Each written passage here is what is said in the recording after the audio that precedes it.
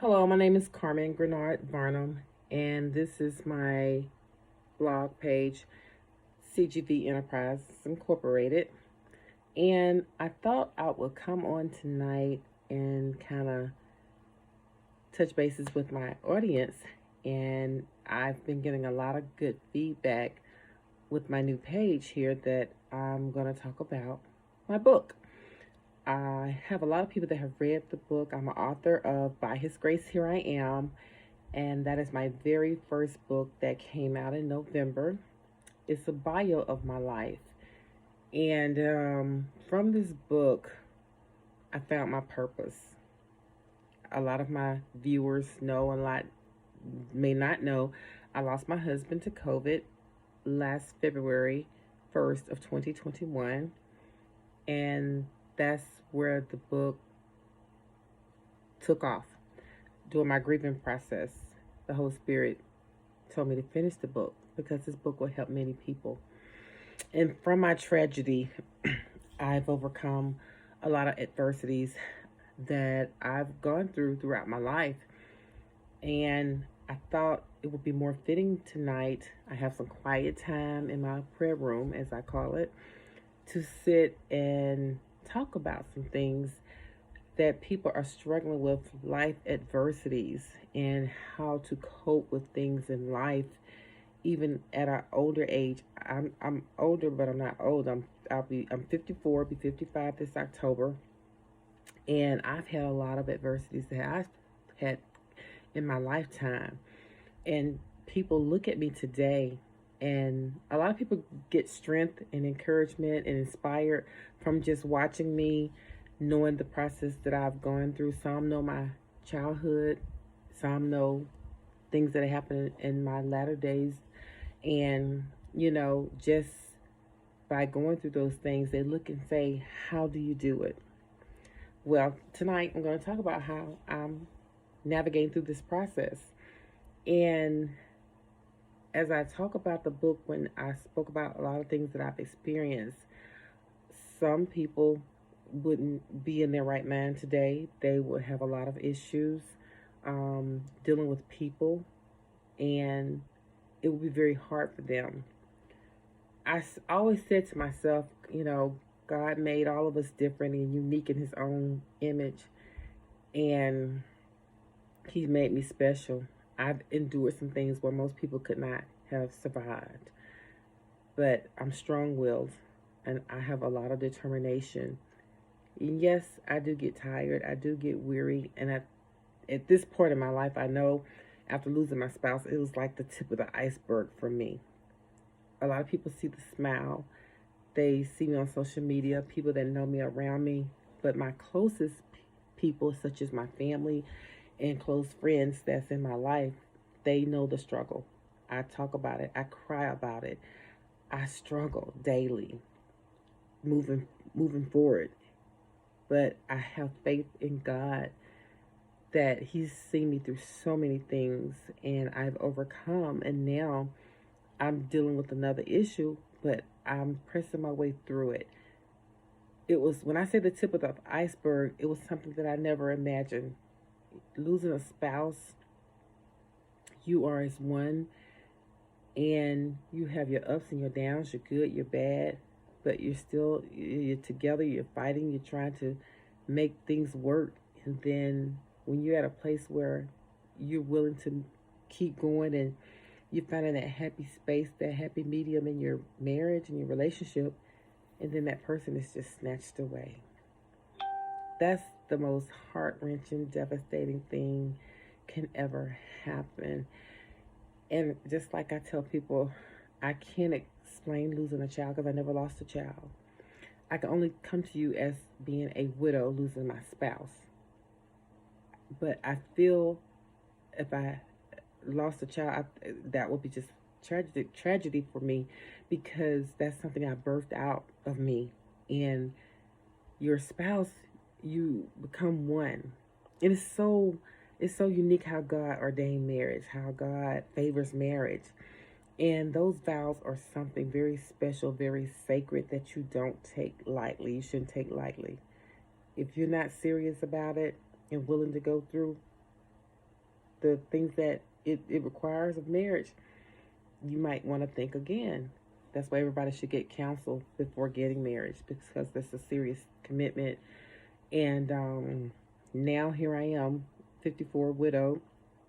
I'm trying to find my place again in my life, but I did find my purpose in the process. And so, from writing the book, it was to help others, to show them when you can be transparent and someone can see that individual that has really experienced some life adversities and how they've overcome, and look at them today, that inspires others. And that was my mission. That is my mission, to inspire, encourage, and to uplift, to say, if she can do it, I can do it. Rejection was a lot of things that I've dealt with throughout my life from beginning. And when I got a little older, I dealt with a lot of rejection. And I was never told that I was loved as a child. But I found a place in my heart where I could give love to my children, and that's what I did. And then throughout my marriage, I had a husband. I had a good husband, and none of us are perfect, but he was a good husband. He set the bar. And so at this point in my life, I even say, would I ever marry again? At this point, I'm not looking. I just only pray and I talk to God what my heart desires are, because he will give you the desires of your heart in his timing, not our timing. And that's why I sit back, and things that I desire in my life, I give it to God and I wait on him, because he knows what's best, and I know what I want and what I don't want. And I'm not dealing with foolishness, period. That's just no at this point in my life. But my mission is to continue to do speaking engagements. I do speak on grief. I do speak on dealing with life adversities, and I talk about how I've overcome and where I am today, and some of the things that the tools that I've used, including counseling, professional counseling. I think, well, I don't think I know, everyone that has experienced some type of tragic situation or some trauma in their lives, you need counseling, because you can speak with someone that's not aware of the situation. Someone's outside, and they can give you some good advice, professional advice. The same way God made doctors, he made psychiatrists and psychologists, and those people can sit there and they could help you, and it's therapeutic for you, to give you some tools to use to navigate through the process. So I strongly advise anyone that has gone through some type of trauma, childhood, adult trauma, talk with someone about it. Don't try to hold these things in and just think, okay, I can do it myself. No, it's too much.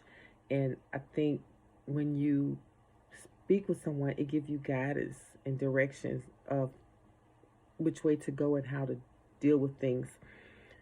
Also, I talk about toxic people.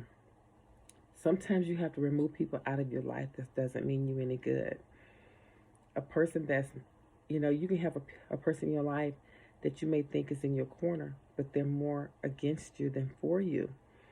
And one of the things I ask God to give me more discernment in my life, dealing with people that sit in your face, smile in your face, talk about you, stab you in the back, or wishing ill will towards you. You don't need those people in your life. You need somebody that's going to be in your corner. And I ask God to give me the discernment to see it. And I always say, no weapon formed against me shall prosper. So I said, God, block it. Don't even allow it to come in my life.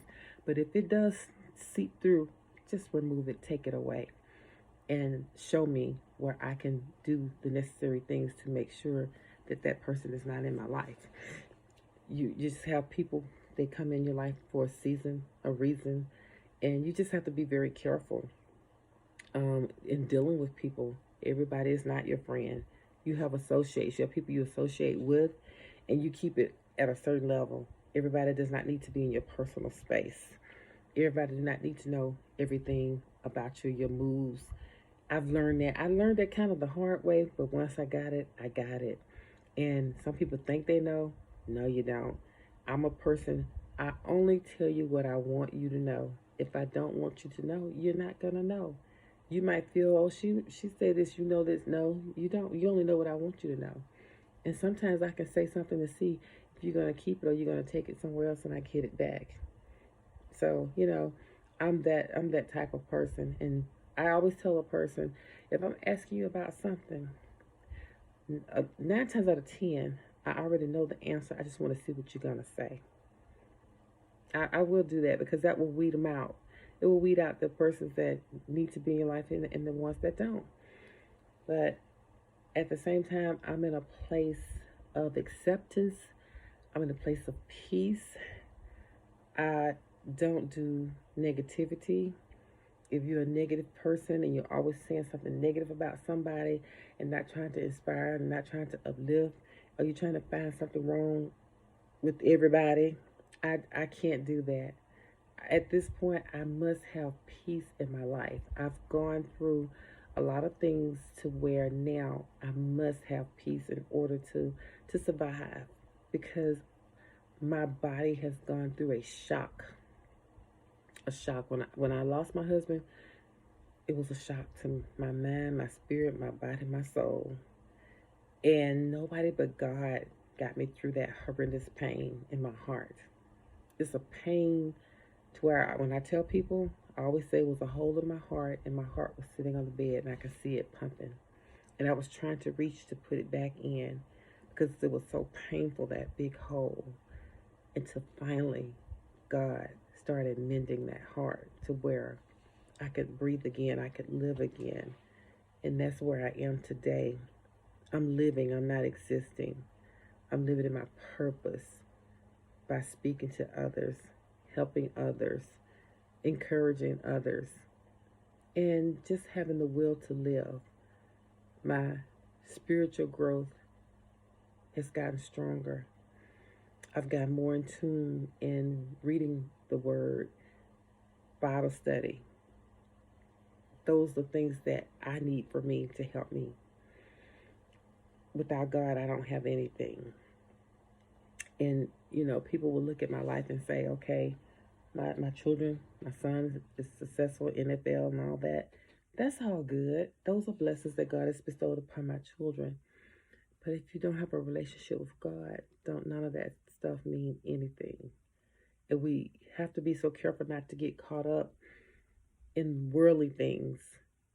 And we have to seek God and get guidance and live a life of peace, walking in grace and favor. God finds favor in our lives in so many ways.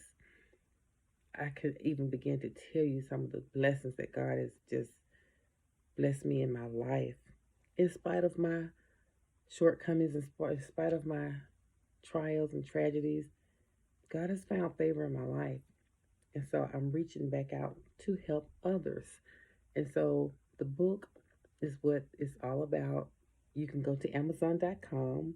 You can purchase the book, or you can download it on your tablet and look at it on ebook. So it's on Amazon.com. You can also download it on your tablet. It's a great, quick 95-page read. Everyone that has read that book, when you first go to Amazon, it's about 30 reviews. Look at the reviews, read them. A lot of similarities, but it has touched a lot of people. If it's not them, someone that they know, and they can pass that word along. I'm not into so of how many sales I get. Of course, yes, you profit from it, but I profit more when I go to my speaking engagements and I sell my books that way. However, I'm getting it out. I've given books away. I've had a person purchase some books from me to to give away, not to double dip and sell, to give away to bless others. And I do that in so many times. I keep books in my vehicle, and when I'm going places, the Holy Spirit will tell me, bless this young lady with this book, or bless this gentleman with this book. And every time God tells me that, I be right on time. That person, when they look at it, they'll go to look on the back and they give a brief synopsis of what the book is about, and they will just be like, wow. So I allow the Holy Spirit to use me and guide me who I shared this book with. But this book, it will help you in a lot of ways. We all have gone through something. And the key thing is how you deal with it, how you go through, how you navigate through what you've gone through. Don't allow your past to dictate your future. Learn to live, learn to love again, learn to be able to trust. But you have to trust God and talk to the Lord about things that you desired in your life so you don't go into the pitfalls. Most of the time, we have to make changes in our personal life. There are some things that we need to change. Like I say, none of us are perfect. This shirt says perfectly imperfect. We are not perfect people. We have our character flaws. But with prayer, with conviction, because if you have no convictions of your actions, that's a dangerous person. You do anything. You need to have that spirit of conviction when you are doing things in your life that's not right, or you are in a certain circle or whatever, to get it right and live for Christ. So I wanted to come on tonight and just share that with you. It's okay. We've gone through things, but we must seek help and guidance. And I say to you, when you've gone through some tragedies, some life adversities, where you can't seem to get out to move forward and it's holding you down, keeping you in bondage, seek guidance. Get professional counseling. Get spiritual counseling. Talk to someone that can guide you. I do have my email. I have my phone number on my CPG Enterprises Incorporated page. If you feel like you needed to call me or email me, and I will direct you with someone where you can seek some help if that's need be. I just want you to know that you're not alone. We all have gone through something, and I've definitely experienced some things, but I don't look like what I've been through because because of God's grace and mercy. So I thank you for tuning in, and till next time, peace and blessings, and don't let anyone steal your joy. Good night.